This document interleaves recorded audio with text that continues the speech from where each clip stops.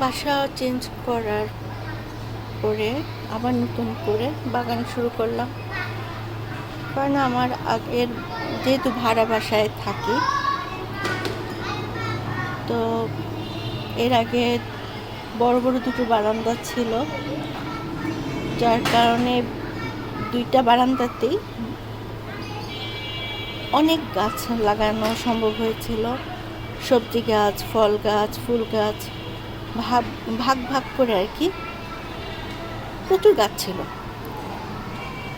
বাসা চেঞ্জ করার পরে সেই গাছগুলো, অনেকগুলো গাছই নষ্ট হয়ে গেছে। কিছু গাছ মানুষকে দিয়ে দেওয়া হয়েছে, কারণ আমার এখনকার বাসাতে হচ্ছে একটাই বারান্দাটা সবাইকে দেখানো সম্ভব না, কারণ এখানে অনেক গ্যাদারিং হয়ে আছে। তো আজকে আমি নতুন করে আবার কিছু সবজি লাগালাম। এখানে কয়েকটা ডাঁটা হয়েছে, সাথে থানকুনি পাতা। তো এখানে যে ছোট ছোট দেখা যাচ্ছে, এগুলো হচ্ছে ডাঁটার বীজ। তো ডাঁটার বীজগুলো আজকে বুনে দিলাম। আর হচ্ছে এখানে দুটো পুঁই শাকের চারা লাগিয়েছি। এটা একটা 12 মাসে সজনের ডাল।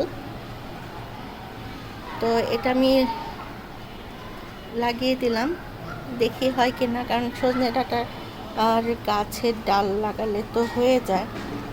এর আগে আমি এভাবেই করেছিলাম। আর এখানে আছে একটা সফেদা গাছ, এটাতে ফুল আসে কিন্তু এখনো ফল পাওয়া যায়নি।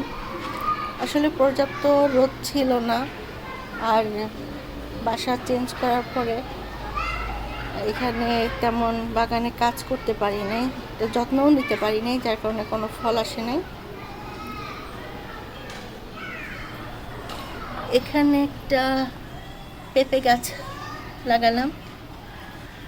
আর এখানে আমি কিছু সবজি দিয়ে জৈব সার করেছিলাম। তো ওখানে কিছু বীজ ছিল, তো ওই বীজ থেকে ছোট ছোট চারা হয়েছে। জানি না এগুলো হবে কিনা, বলতে পারি না, দেখা যাক কি হয়। এটা একটা মালটা গাছ, বীজ থেকে হয়েছে। এটা কি করব জানি না, নিজে নিজে হয়েছে, এটা ফেলতেও মায়া লাগে। আর এটা একটা চেরি, যত্ন নেওয়া হয় নাই, যার কারণে গাছের পাতাগুলো একদম নষ্ট হয়ে গেছে। দেখি এটাকেও বাঁচানো যায় কিনা, ঠিক মতো পরিচর্যা করা যায় কিনা। তো আবার নতুন করে আজকে থেকে বাগানের কাজ শুরু করলাম।